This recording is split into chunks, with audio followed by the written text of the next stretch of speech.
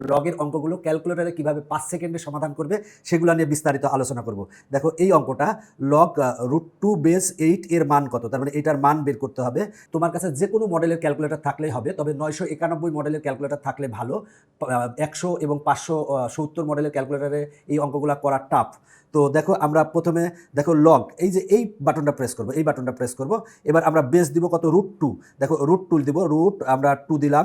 এরপর আমরা এইখানে প্রেস করব, প্রেস করে এবার এইখানে আমরা দিব 8, আমরা এইখানে 8 দিলাম। এবার আর কিচ্ছু না, ইকুয়াল প্রেস করো, ইকুয়াল প্রেস করলে 6 আসছে, তার মানে গ অ্যান্সার। এবার দেখো এই অঙ্কটা সমাধান করাবো, তাহলে কি এই যে এইটা প্রেস করবো, প্রেস করার পর এবার আমরা বেস দিব কত, √3।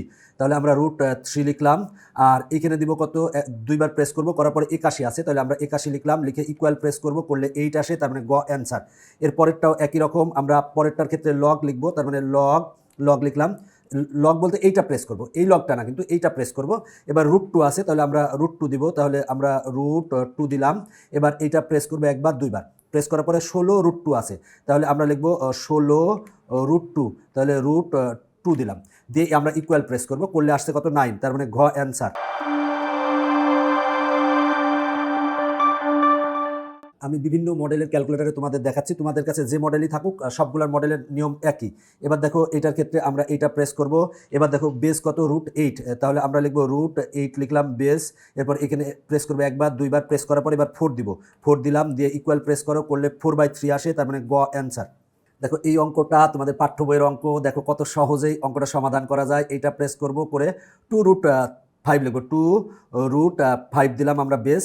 আর এখানে একবার দুইবার প্রেস করবা, করার পর এবার 400 লিখো, এখানে 400 লিখো, লিখে ইকুয়াল প্রেস করো, আসে কত, 4, তার মানে খ অ্যান্সার। এরপরের অঙ্কটা করবো, পরের অঙ্কটা কি আছে, বেস আছে 3, তাহলে আমরা 3 দিলাম বেস।